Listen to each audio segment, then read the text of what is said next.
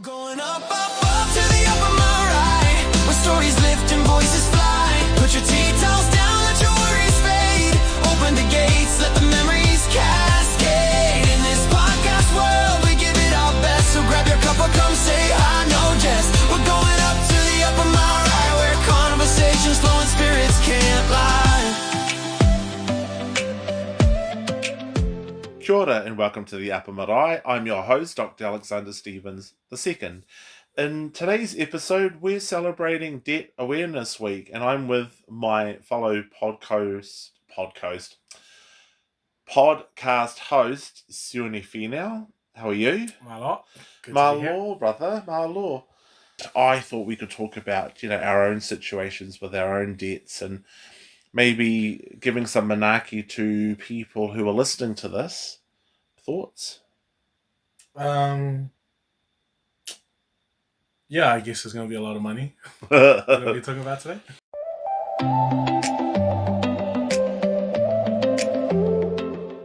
Well, let's go with a nice, easy question. How do you define debt before we go into money? You know what? Interesting question. My guess Yes. is going to be how much money is owed. Okay, interesting. So you're going straight into finances, yeah? Yes, and then that's the best one I got at the moment. Okay. That's over my head. So when I think of debt, I think of it in two ways. So yes, absolutely, it's finance, but then there's also things that come from that financial debt, like emotional debt. I think about the definition around, borrowing money with the agreement that it will be repaid in the future. Yeah. Something like that anyway. So, you could be a borrower. So if you were going to, say for example, you're going to ask me for money. I don't know why because I haven't got any, but if you were going to ask me for money, then that would make you the borrower. I'd be the lender. Yeah. And, you could do it at the bank. You can do it at, what do we call those? I call them shark shops. What do you call them? Don't name a specific one. I was going to name them because that's the one I know them as. We don't want to be sued. That's how good their advertisement is. Because I just remember them. But what do we call lending providers? That kind of thing, right? I was going to say the name of it. But give me an example of like a non-financial one because you said emotional. Yeah, so when I think about debt, there's different types of debt. So I just thought, well, look, in this particular one, we're talking about finance, but I want to acknowledge that there are things like emotional debt. Yeah. When people don't want to leave a relationship because they feel like the other person's invested so much in them that they stay there out of obligation. Interesting. Yeah. Right. Yeah. So let's go with the first question. What's your relationship like with money? And what are your current debts, if any?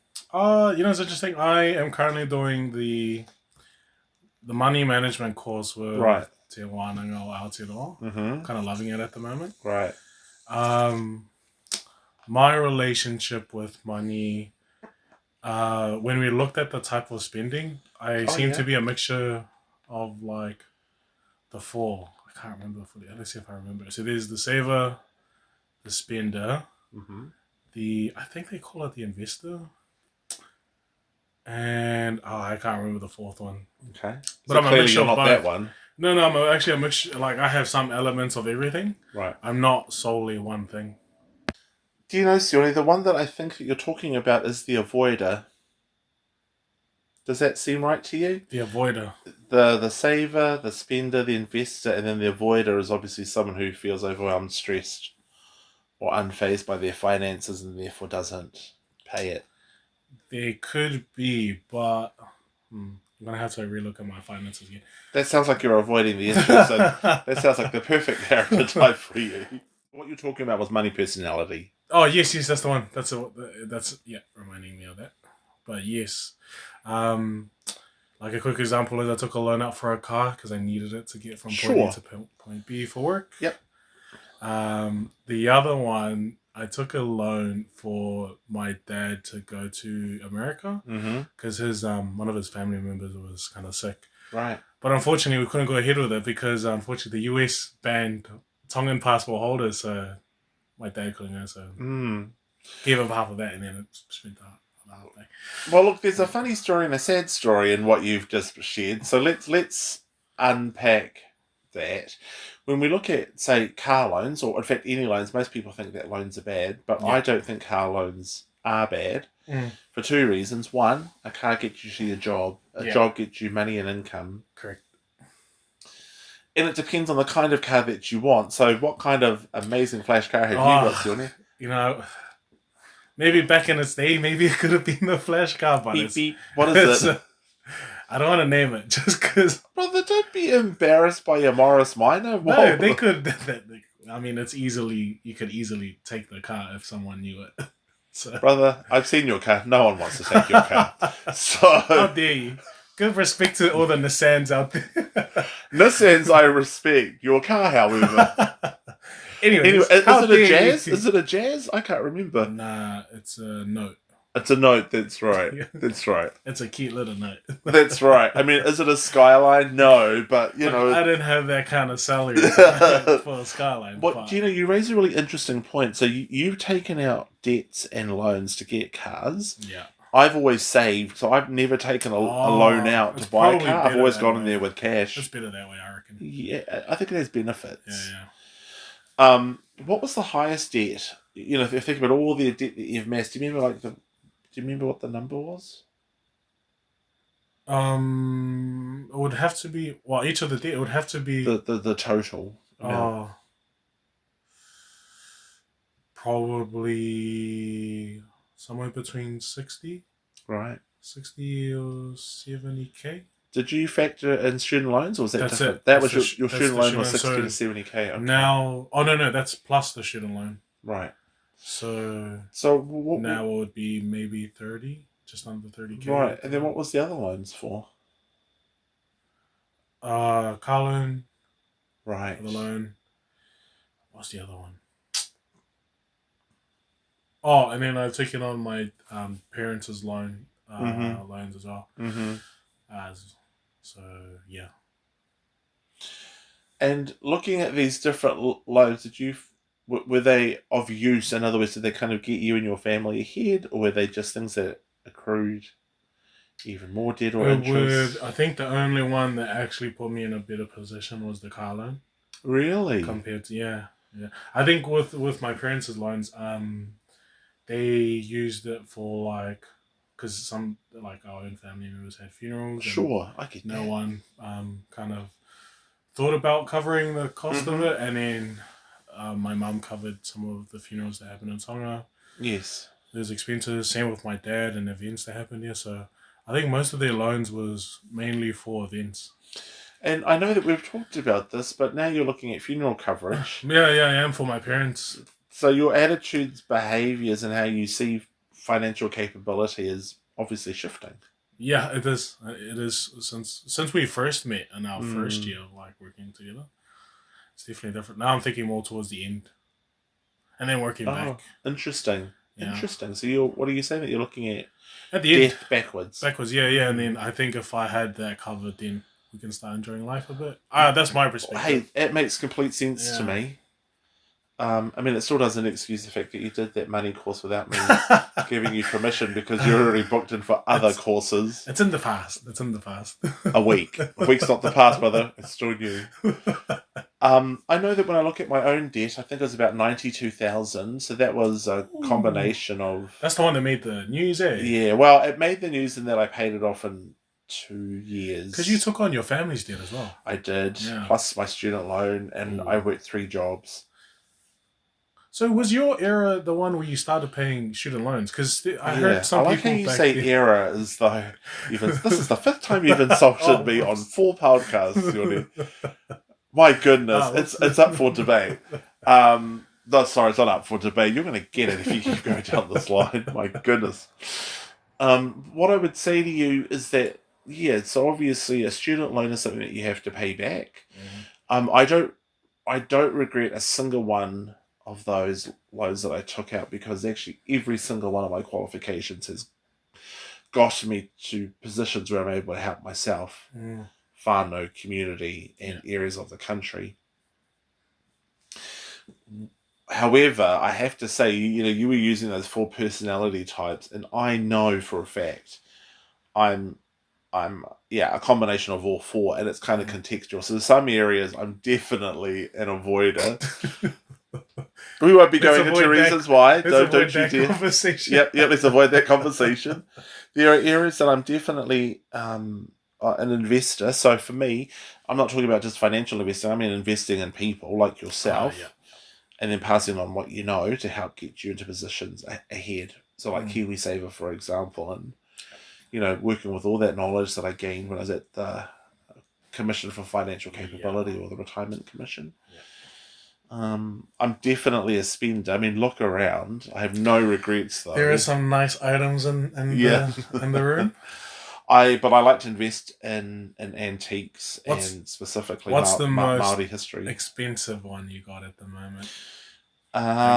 There's a few things that are definitely large sums of money. Yeah. None of them you get in your will, though. All right then.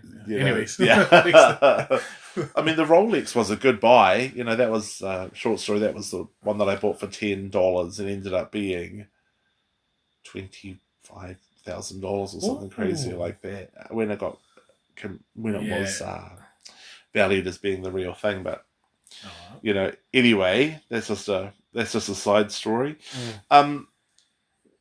Let's talk about when your student loan got paid. Oh, yeah. What was that like for you? I made a post about it. I think I was pretty happy with it because it was like, I get to see. Yeah, you were 4 when you paid it off? Yes. That's amazing. Yes. Yeah. Do you feel that your undergraduate degrees actually ended up serving you in the end? Because you did invest a lot of money.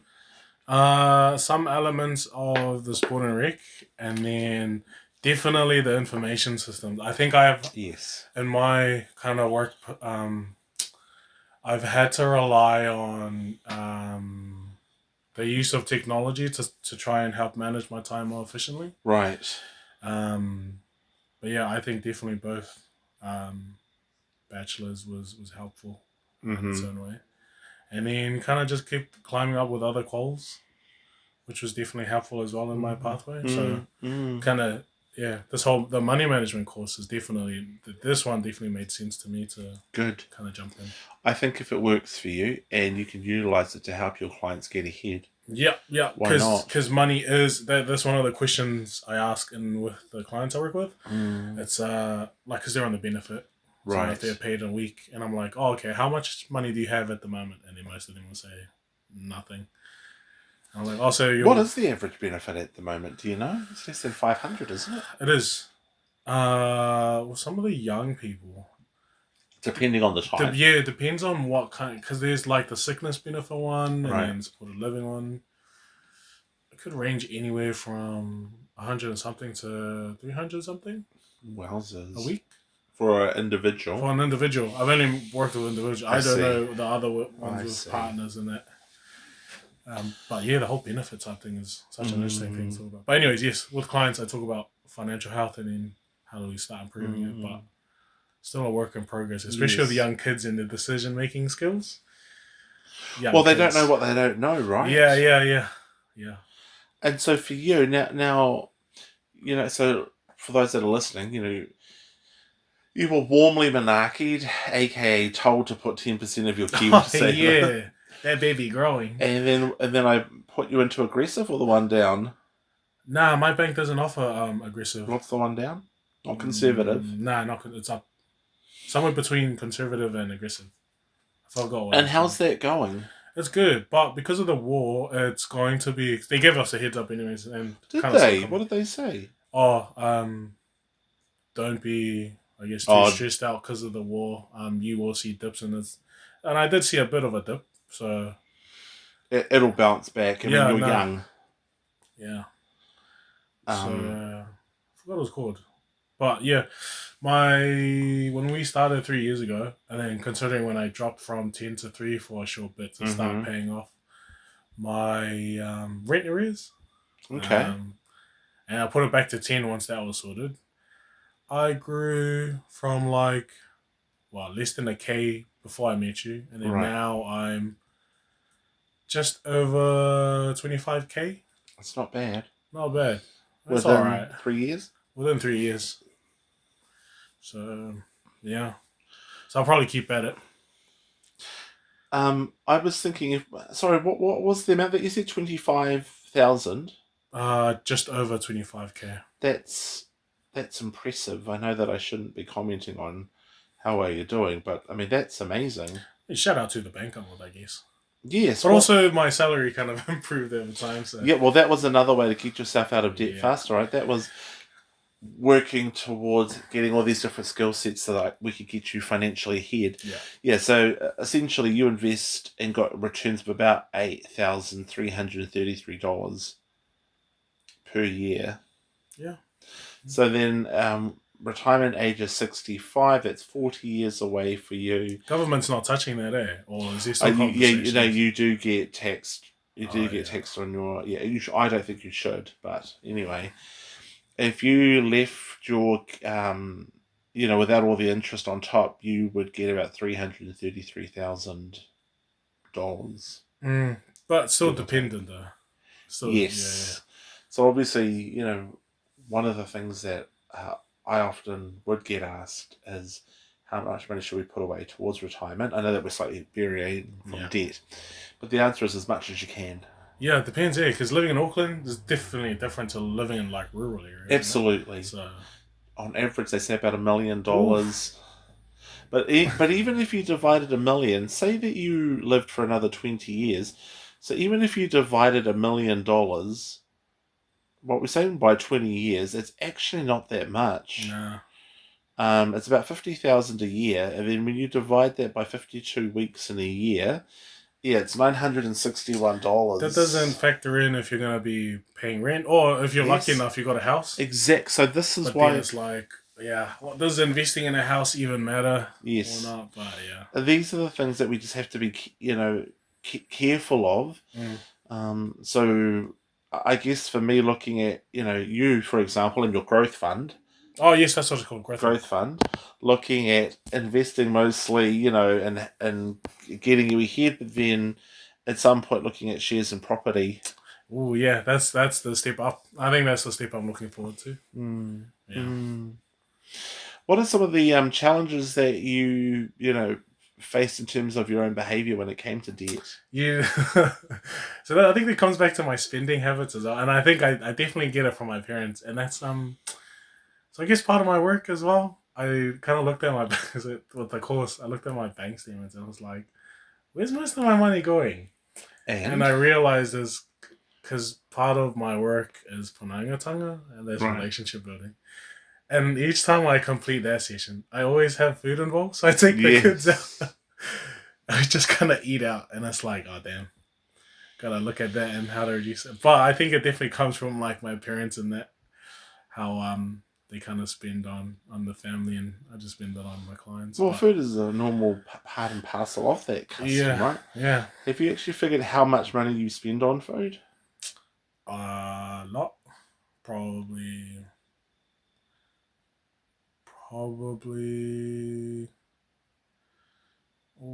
just over 100-ish. Okay. Yeah. But a day or a week? No, that's split across 2 weeks, I think. So on average, $50. Yeah. Interesting. I was like, oh man. But then, of course, the loans and that I did. Oh, that's right. I'm paying my like car insurance. What is my paying? Oh, and then like the subscription stuff I have. Oh man, it's adding up. It compounds. Yeah, I've got that stuff as well to pay off. So looking at, I guess we look back to look forward. So what's your journey been around debt as you look back? From that person that had $1,000 in KiwiSaver to almost having 30,000 3 years later. Yeah. What the journey has been like. It's been a hectic journey, I guess. Ups and downs.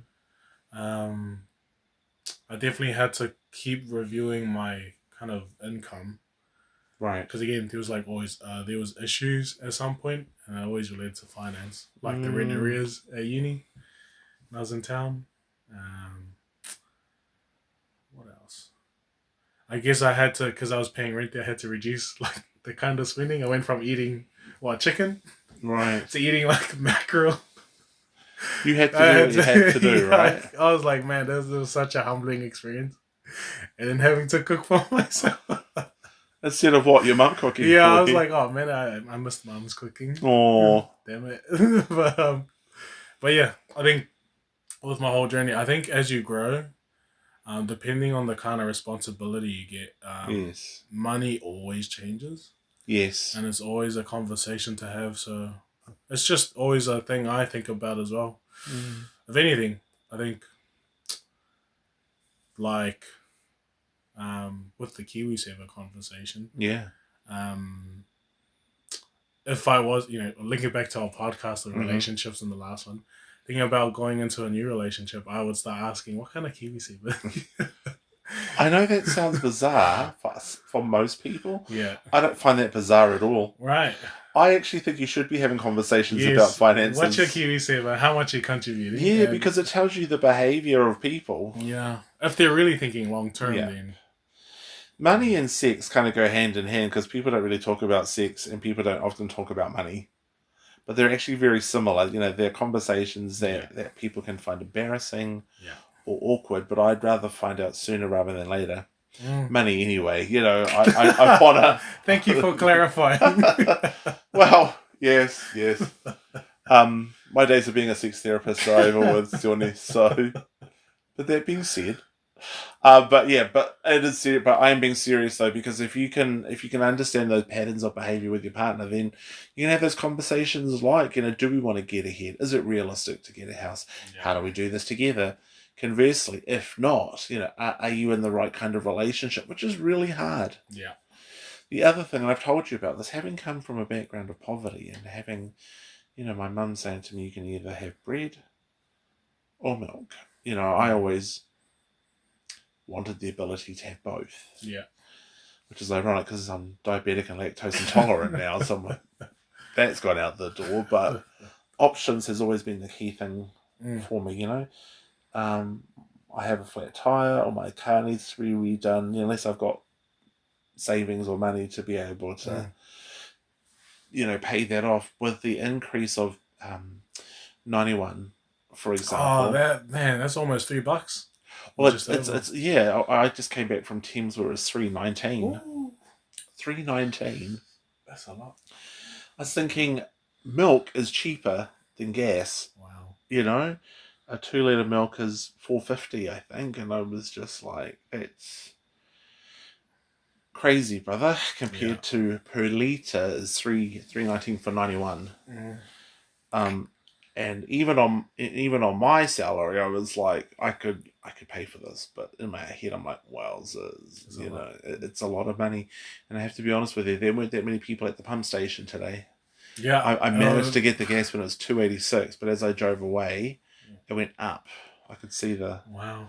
I was thinking, that's weird. It was changing during the day. It was changing through the day. Normally it would change like early morning, late night. Yeah, that's what I would have thought too. Yeah. So I think I got a bargain, but it's these kind of things. Anyway, when I'm thinking about debt, that I'm glad that I don't have that kind of debt anymore, where I can, pay for these things that come out of the blue. Yeah. So, final thoughts, my friend, straight out the horse's mouth. Yeah. Money don't lie. Money don't lie, brother. It really doesn't. That's a good one. I like it. Well, that's us for this particular podcast. I look forward to interviewing you again, Sione. In fact, it'll be the other way around. You'll be interviewing me regarding debt. Right. So onwards and upwards. The gates are now closing for the Upper Marae. Thank you, Sione. Malo. Mauri ora.